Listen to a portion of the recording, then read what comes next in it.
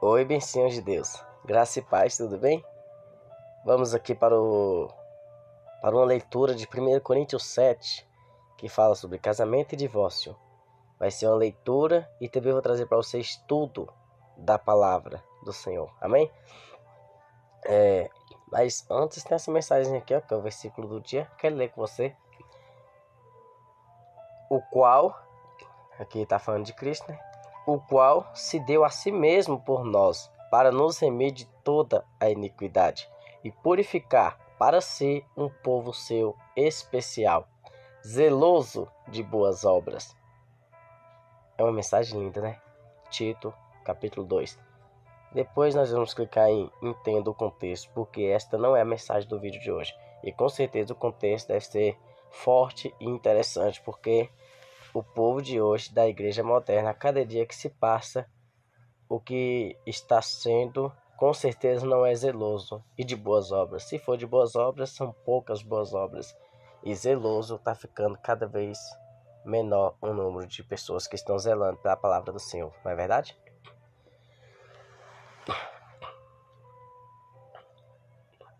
Primeira Coríntios, capítulo 7. Leamos a palavra do Senhor. Ora, quantas coisas, antes de continuar a leitura, quero mostrar para você lá em cima a versão Almeida Corrigida Fiel, ACF. Compre esta Bíblia para você, tá bom? Você que é um pregador da palavra e você que também que não é, independente. Não compre qualquer Bíblia, porque a maioria das Bíblias, principalmente as revistas, Almeida Revista e Corrigida, tem algumas coisas lá que estão desconexo com a verdade e algumas coisas que parecem insignificantes, só que vem impactar demais no original, no correto da palavra, né? Vem mudar muitas coisas e muda para terrivelmente pior. A King James, tem muitas King James atualizadas que também não prestam, mas se você for ler a King James 1611, esta é excelente. King James 1611, ACF, Almeida Corrigida Fiel. Procure essas Bíblias para você ler, amém? E nós estamos aqui pela Almeida Corrigida Fiel. Ora, quantas coisas que me escrevestes, bom seria que o homem não tocasse mulher. Olha Paulo querendo que todos nós, homens, fôssemos como ele, né? Mas, por causa da fornicação, cada um tenha a sua própria mulher, e cada uma tenha o seu próprio marido. O marido pague à mulher a devida benevolência, e da mesma sorte a mulher ao marido. A mulher não tem poder sobre o seu próprio corpo, mas tem-no o marido. E também da mesma maneira o marido não tem poder sobre o seu próprio corpo, mas tem-no a mulher. Não vos priveis um ao outro, senão por consentimento mútuo por algum tempo, para vos aplicardes ao jejum e à oração, e depois ajuntai-vos outra vez, para que Satanás não vos tente pela vossa incontinência. Só um pouquinho aqui. Já teve muita polêmica aí na igreja Deus é Amor, da qual eu congrego, que o povo dizia que antigamente, em semana de Santa Ceia, nem podia ter relação sexual, né, para santificação dos corpos, né, e participar da Santa Ceia. Se não fosse assim, não poderiam participar.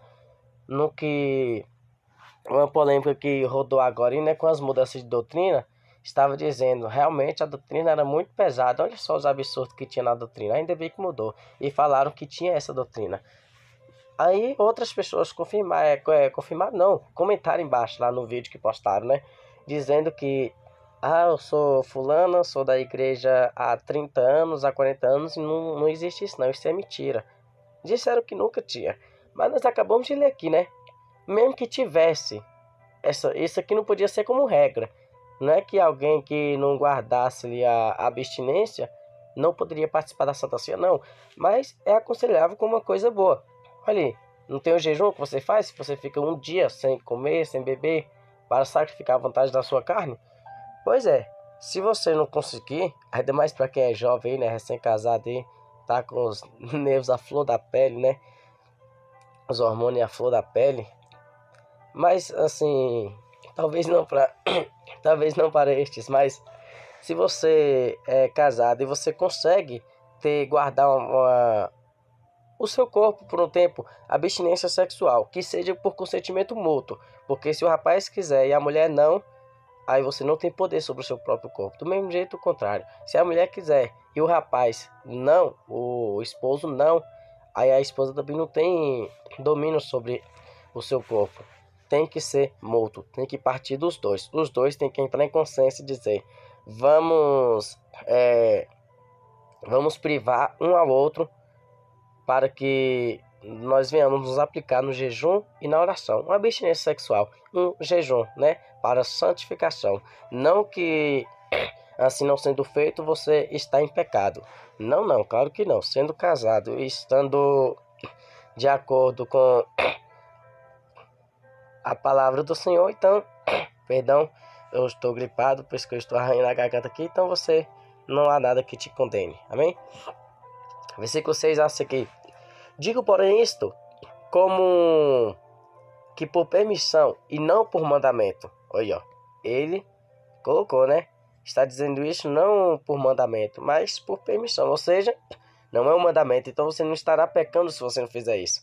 Mas está te dando um bom conselho de algo muito bom a se fazer. Porque quereria que todos os homens fossem como eu mesmo, mas cada um tem de Deus o seu próprio dom, um de maneira e outro de outra. Digo, porém, aos solteiros e às viúvas, que lhes é bom se ficassem como eu. Mas, se não podem conter-se, casem-se, porque é melhor casar do que abrasar-se. Nós vamos entender aqui o significado de abrasar, tá bom? Embora muitos saibam, mas bora entender no contexto, no dicionário, significado, palavra, texto e contexto. Todavia, aos casados mando, não eu, mas o Senhor. Agora é mandamento. Antes ele disse, não por mandamento, lá no versículo 7, mas agora é por mandamento. Diz o Senhor, que a mulher não se aparte do marido. Preste bem atenção que isso aqui não é um, como é que eu vou dizer? Não é um entendimento meu, tá bom? Não é um raciocínio meu. Não é de acordo com o meu ponto de vista. Não é conforme o que eu estou entendendo. Nós estamos lendo junto. Você está lendo comigo do jeito que está escrito na palavra. Para ninguém falar, vai de cada interpretação. Isso não é interpretação. Versículo 11. Se, porém, se apartar, que fique sem casar, ou que se reconcilie com o marido, e que o marido não deixe a mulher. Irmãos, vocês sabem da história de Paulo, tá bom? Quem foi Paulo? Jesus disse antes de partir, se creres, farão obras maiores do que as minhas. Vocês farão muito mais coisas do que eu. Basta crer. E foi Paulo o que fez mais obras do que Jesus. Paulo é um exemplo aqui tão grandioso, mas tão grandioso que nem envolvimento com mulher ele teve aqui. Só para se dedicar e se consagrar 100% por completo ao Senhor. Pelo menos a partir da sua chamada, né? Olha só, preste bem atenção nisso. Paulo não é uma pessoa qualquer aqui. É um dos maiores símbolos do Evangelho e do Novo Testamento. Ele é o maior símbolo depois de Jesus, né? Paulo é o maior símbolo, maior exemplo. Alguém que viu coisas inefáveis e tão profundas que o Senhor lhe pôs um espinho na cara a fim de que ele não se gloriasse, porque foi Paulo alguém muito especial. E ele tem muito respeito à autoridade quando diz, não estou dizendo eu, mas o Senhor. Então creia, é Deus dizendo para você. Versículo 11 eu vou ler de novo, porque tem muita gente que acha que isso aqui é interpretação. Não é interpretação, a palavra está sendo clara. Se porém, vamos ler o versículo 10. Todavia aos casados mando, não eu, mas o Senhor, que a mulher não se aparte do marido. Tu tá vendo que isso aqui é um mandamento? Mandamento não é só aqueles 10 lá do Antigo Testamento e os 2 que Jesus fez lembrar que agora com mais atenção no Novo Testamento, não. É que é um mandamento do Senhor.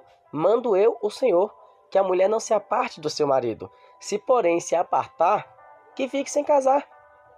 Não era para ser assim desde o princípio, mas por causa da dureza de coração o Senhor liberou o divórcio. lá em Mateus 19, que em outro contexto, em outra leitura, nós vamos para lá. E também em Deuteronômio, Levíticos. Mas aqui o Senhor está dizendo: não se aparte. Porém, se caso venha a acontecer isso, que fique sem casar, não se case novamente. Ou que se reconcilie com o marido, e que o marido não deixe a mulher. Mas a outros digo eu, não, Senhor. Você está prestando atenção aqui na mensagem? Preste bem atenção. Lá no versículo 7, aqui no versículo 6. Antes eu disse no versículo 7, é no versículo 6. No versículo 6, Paulo estava dando uma instrução. Ele estava dizendo que não era por mandamento. Aqui mais na frente ele diz: agora sou eu, o Senhor, que está falando. E aqui agora ele coloca de novo: diga aos outros, eu, não o Senhor. Preste bem atenção nisso, para você entender o que é Paulo falando e o que é Deus falando. Se algum irmão tem uma mulher descrente e ela consente em habitar com ele, não a deixe. É um conselho que Paulo está te dando. E se alguma mulher tem marido descrente e ele consente em habitar com ela, não o deixe. Porque o marido descrente é santificado pela mulher, e a mulher descrente é santificada pelo marido. De outra sorte, os vossos filhos seriam imundos, mas agora são santos. Você vai entender melhor aqui quando eu trazer o estudo aqui de um abençoado desse aqui, ó. Comentário. Um desses 4 comentários aqui você vai entender um pouco melhor sobre isso aqui. E juntos vamos entender, tá bom? Versículo 14. Porque o marido descrente é santificado pela mulher, e a mulher descrente é santificada pelo marido, de sorte que os vossos filhos seriam imundos, mas agora são santos. Mas, se o descrente se apartar, aparte-se, porque neste caso o irmão ou a irmã não está sujeito à servidão, mas Deus chamou-nos para a paz. Porque, de onde sabes, ó mulher, se salvará teu marido? Ou de onde sabes, ó marido, se salvarás a tua mulher? E assim, cada um ande como Deus lhe repartiu, cada um como o Senhor o chamou. É o que ordeno em todas as igrejas. É alguém chamado estando circuncidado? Outra palavrinha boa para a gente estudar aqui. Fique circuncidado. Porque às vezes você tem que entender se aqui está um sentido literal, um sentido espiritual. Tem todo uns entendimentos para nós. Fique circuncidado.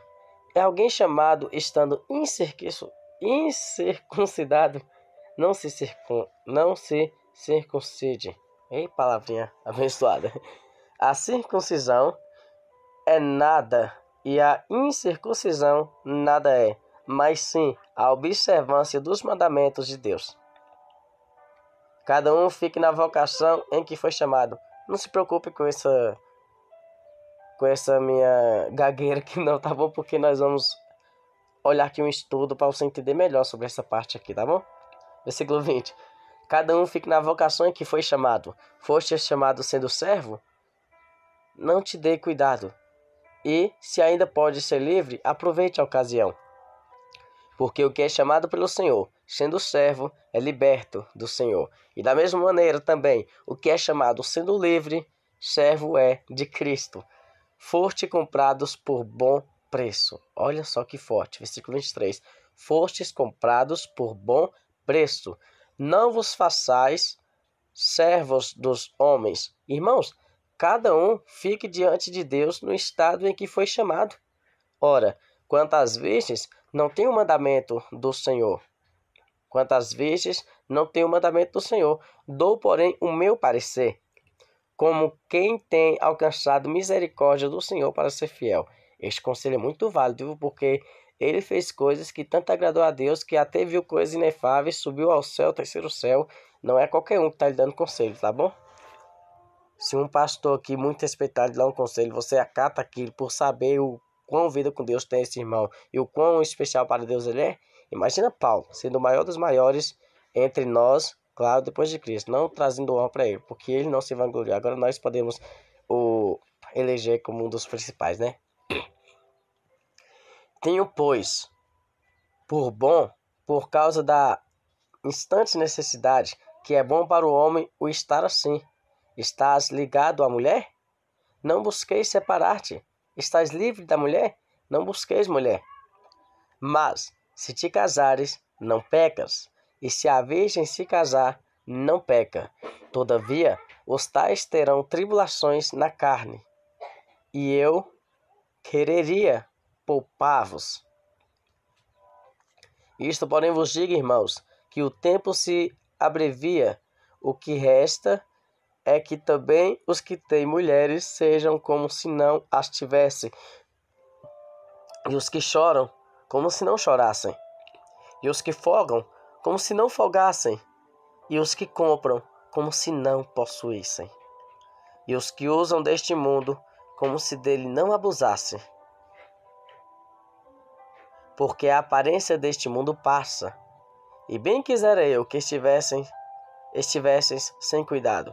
O solteiro cuida das coisas do Senhor, em como há de agradar ao Senhor. Olha um conselho aqui para quem é solteiro.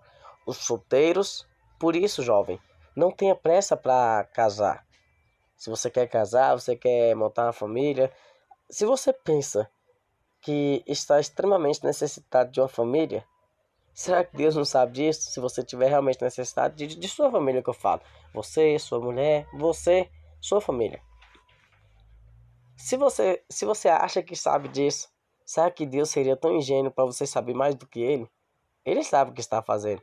Se ele vê que você está precisando tanto, urgentemente, Ele vai trazer este par, essa pessoa que vai formar a família com você.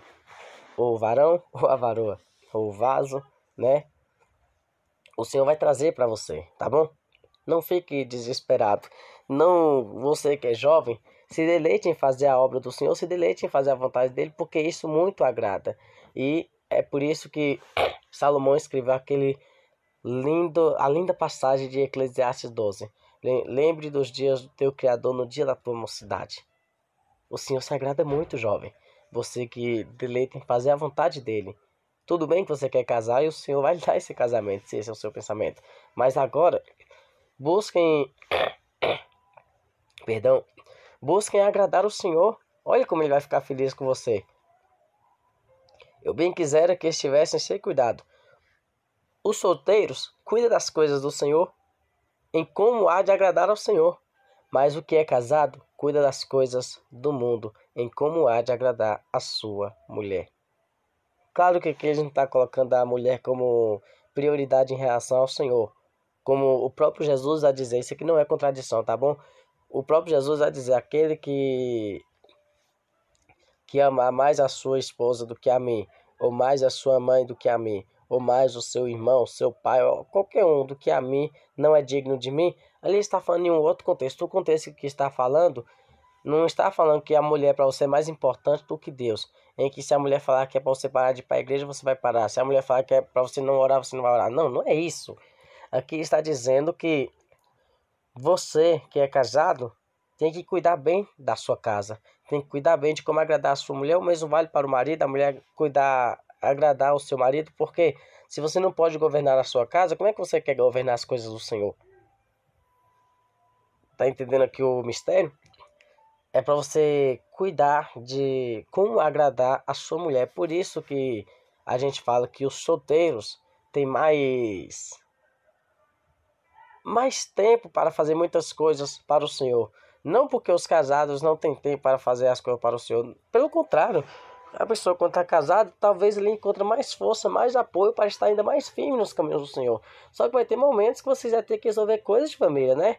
Aquela feira que o seu pai e sua mãe fazia, você que vai fazer. Aquela criança que era o seu pai e sua mãe que cuidava, quando vir na sua família, você que vai ter que cuidar.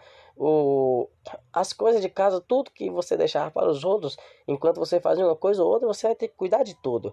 Aí é casa, é família, só que é dona de casa aqui que vai saber o estreito que é. Então muitas coisas você vai ter que ser envolvido, e a sua entrega total para o Senhor, não que quem é casado não se entrega, mas se você está entendendo o que eu estou querendo dizer, aquela entrega total, 100%, a todo instante, se for para ir, vai, se for, vai ficar, fica, não precisa de muitos Muitos poréns, muitos porquês, muitas permissões, não precisa de nada. O Senhor te chamou, você vai. Essa disponibilidade você tem mais enquanto é jovem. Então aproveite esse momento de jovem. Versículo 33. Mas o que é casado cuida das coisas do mundo, como há de agradar a sua mulher. A diferença entre a mulher casada e a virgem. A solteira cuida das coisas do Senhor, para ser santa, tanto no corpo como no espírito. Tá vendo aqui um conselho para quem é solteira, para as virgens? Você não somente tem que manter a pureza da sua virgindade no sentido carnal como também espiritual, se dedicando na obra do Senhor, para que tanto o seu corpo como o seu espírito seja santo. Porém, a casada cuida das coisas do mundo em como há de agradar o seu marido. E digo isto para o proveito vosso, não para vos enlaçar, mas para o que é decente e conveniente, para vos unirdes ao Senhor, sem distração alguma. Você entendeu o que é agora? Mas, se alguém julga que trata indignamente a sua virgem, se tiver passado a flor da idade, e se não for necessário, que faça o tal como quiser, não peca, casem-se. Daqui surge, né, o termo conhecido, pelo menos aqui no Brasil, na minha região, né, flor da idade. Quando alguém está passando, está ficando um pouquinho mais velho, né, você está na flor da idade. É até engraçado. Todavia, o que está firme em seu coração, não tendo necessidade, mas como poder sobre a sua própria vontade, se resolveu no seu coração guardar a sua virgem, faz bem. De sorte que o que a dá em casamento faz bem, mas o que não a dá em casamento faz melhor. É forte, viu? E Paulo a bater na fé de muita gente, porque eu quero casar, eu sou solteiro. A mulher casada está ligada pela lei todo o tempo que o seu marido vive. Olha aqui, ó. Quando você vê essa doutrina no RI da Igreja Deus e Amor, eu estou usando Deus e Amor como exemplo porque eu sou da Deus e Amor, viu? Isso atribui para toda a igreja que vive a palavra, pelo menos as que tentam viver a palavra. Não é coisa da cabeça do missionário não, viu?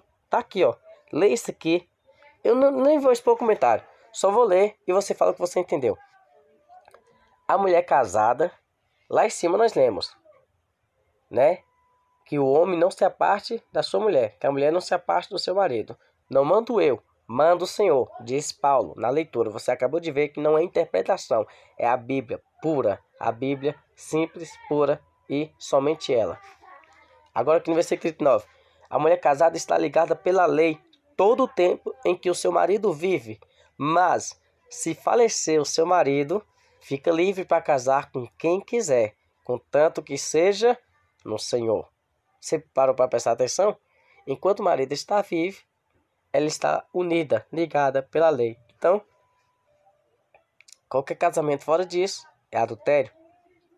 É o que o Senhor disse para aquela mulher samaritana em João 4. Quando Jesus disse para aquela mulher, vai, chama o teu marido. Ela disse, eu não tenho marido. Jesus disse, disseste bem. Olha só, aquela mulher tinha casado, mas pela lei ela sabia que aquele casamento não era válido. Por quê? Porque ela já teve outros maridos. Aí ela disse, eu não tenho marido. Jesus disse, disseste bem, você tivesse 5 maridos, e o que tem agora também não é seu. Olha só que interessante. Lá é o Senhor dizendo para ela, aquele casamento não era válido. Mesmo estando casada, ela estava em adultério.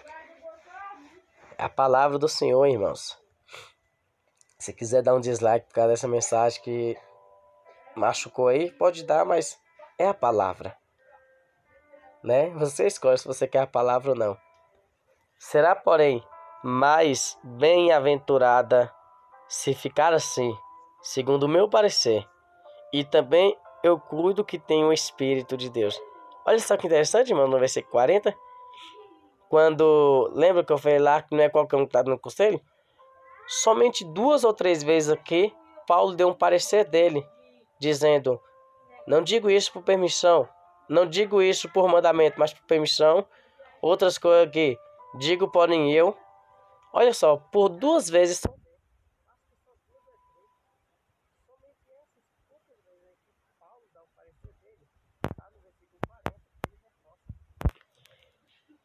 Olha só o que ele reforça.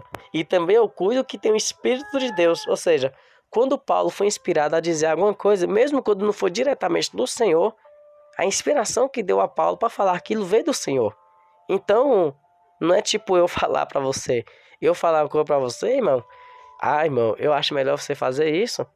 Aí você vai pensar, se eu quiser fazer, eu faço. Se você vê que é um conselho bom e que está de acordo com o que você aprendeu de princípio da palavra, você faça. Mas você não tem obrigação nenhuma em viver daquilo que eu falei se for de mim mesmo. Porque quem sou eu? Ô dó de mim. É, eu tô muito, mas muito longe. Eu não consigo nem ver Paulo de longe. Do tão longe que eu tô, né? De santidade, intimidade com Deus e tudo mais. Eu tô muito longe. Na verdade, eu tô muito longe de muita gente. Não precisa nem ser alguns nomes, personagens bíblicos, não. Aqui mesmo, na minha congregação, tô longe de muita gente, rapaz. Pessoas muito usadas por Deus. Jerônimo, Romário, Guilherme, Everton. Tem tanta gente ali que eu tô muito longe deles, mas com humildade, com paciência e perseverança, eu vou chegar lá, né? Não para passar os meus irmãos, nem para competir com eles, mas para que um venha dar força ao outro, e um venha encorajar o outro, e que um venha ser espelho para o outro, a fim de que todos venhamos imitar a Cristo, né? Você entendeu que eu falar é uma coisa, agora Paulo falar é como se o próprio Deus estivesse falando, mesmo quando isso veio do coração de Paulo. Porque não era Paulo qualquer pessoa, ele tinha o Espírito de Deus. Você entendeu aí? Esse vídeo ficou longo, mas como eu prometi que ia falar um pouquinho melhor sobre algo aqui em cima, deixa eu ver aqui um comentário de... Vamos ver... Do 1 ao 9.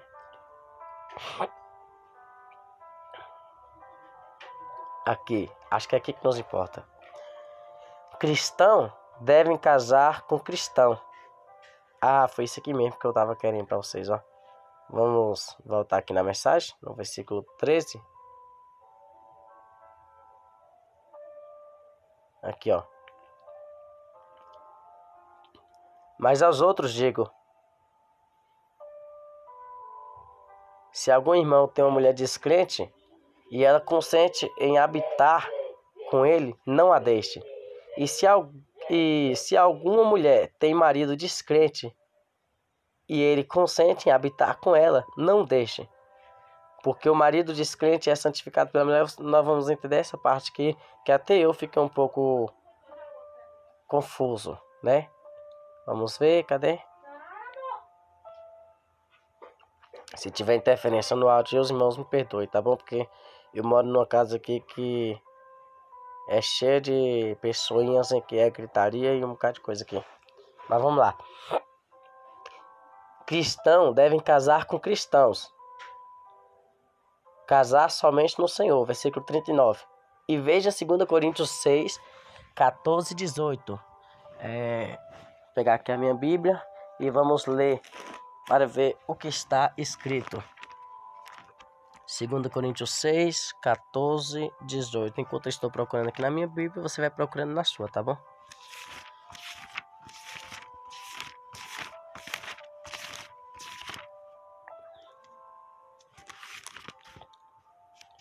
Segundo Coríntios 6, 14, 18. Que diz assim a palavra do Senhor.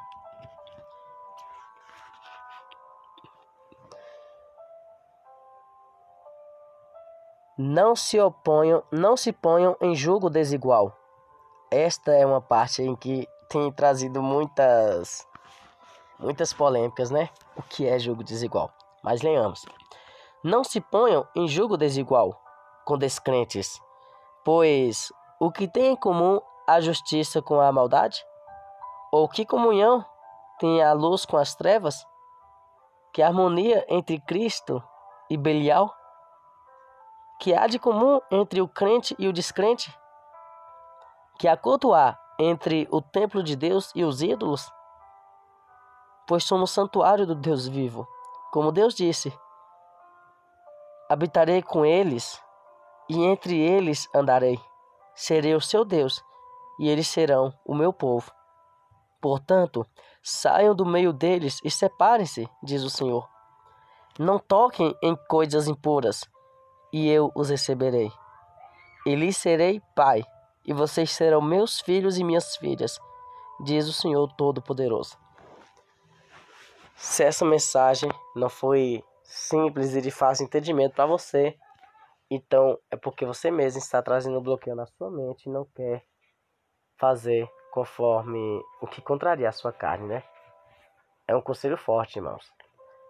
Como disse Paulo, isso digo eu, mas claro que cheio do Espírito Santo, e aqui está dando um conselho de novo, que não seja assim, não necessariamente que seja a regra. Sabe por que eu digo isso? Porque tem algumas exceções, algumas poucas exceções. A filha da minha pastora mesmo, a filha da minha pastora, que era cooperadora aqui da igreja há algum tempo atrás, ela já tem uns mais ou menos 40 anos, por aí, não sei. Ela foi uma exceção. Ela, mesmo sendo crente, cristã, ela se relacionou, gostou de um rapaz que não somente não era cristão, como também tinha algum envolvimento com outras religiões pagãs. E não falo do catolicismo não, tá? É de outras ainda mais pesadas. Ainda assim, ela gostou e teve um envolvimento. Julgo desigual total, né? Quem diria que daria certo? Ninguém. Porém, deu tão certo, mas tão certo que os dois estão firmes até hoje, há anos e anos, dando fruto. E os seus 2 filhos, 2 rapazes fortes e bonitos, amigos meus, né? Islam Christian e o outro Isaac, né? Eles não vão ficar pacote porque eu fiz esse elogio. Olha, ó, 2 rapazes lindos e fortes e na presença do Senhor. Isso é que é muito bom, né? Evangelizando até, participando de grupos de evangelismo. Um é tocador da igreja, toca com muita alegria, com muita paz no seu coração, ele toca, né? E o outro já está buscando meios para daqui a pouco estar pregando, né? E é isso aí, deu muito certo. Criaram os filhos na igreja. Os filhos estão firmes na obra do Senhor. Um já tem 18 anos, ou mais do que isso, 19. O outro tem 16, mais ou menos, eu não sei a idade deles ao certo. Mas para você ver que, mesmo estando muito jovens, e neste mundo tão terrível, eles estão firmes na obra do Senhor. Deu certo, tá vendo?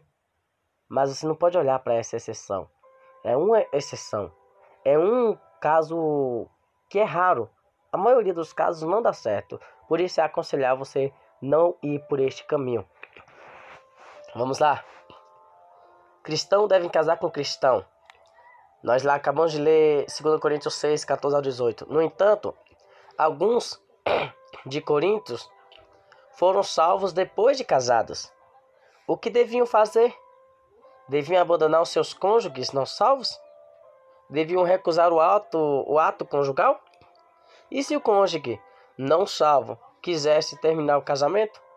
O conselho de Paulo é claro: permaneça no casamento e use todas as oportunidades para tentar ganhar o cônjuge perdido. Você prestar atenção no que até mesmo na minha mente deu um nó ali? Né? Não é aconselhável você casar com uma pessoa que não serve a Cristo, por causa do jogo desigual, porque que comunhão tem a treva com a luz? Mas se você já estava casado antes de se achegar até Cristo, o conselho é que você não se aparte desse casamento. E se você orar, o poder da oração, Deus pode salvar esse seu marido, ou Deus pode salvar essa sua mulher, e ambos podem viver para Cristo. Amém? O conselho de Paulo é claro. Lendo de novo: permaneça no casamento e use todas as oportunidades para tentar ganhar o cônjuge perdido. Se o cônjuge não salvo está disposto a viver com você, permaneça no casamento e dê um bom testemunho. O cristão deve ganhar o cônjuge não salvo. Os filhos desse casamento não são impuros, ilegítimos, como seria o caso se um judeu do Antigo Testamento se casasse com o cônjuge gentil, pois os filhos dessa união não seriam aceitos na aliança. O versículo 14 não diz que os filhos de pais cristãos nascem salvos, apenas que o casal cristão é separado. Esse aqui nós estamos entendendo, tá bom? O significado de santo é separado. Quando fala que por o pai e a mãe ser cristão e serem santos, os filhos também são santos, não significa que os filhos já estão salvos independente do que fizerem, só porque os seus pais são pastores, um exemplo. Porque tem gente que acha que filho de pastor tem que ser um espelho da igreja, tem que ser um missionário. Não. Filho de pastor é alguém que tem a sua identidade, é alguém que ele tem o seu caráter moldado, né? Ou pelos pais, ou pelo mundo, ou como ele quiser fazer, né? Ele tem um livre-arbítrio, ele vai escolher. Os pais não podem salvar os filhos, nem os filhos salvarem os pais. Ele é que vai escolher o caminho dele. O pai e a mãe vão instruir no caminho certo. E este é um papel fundamental e importante dos pais.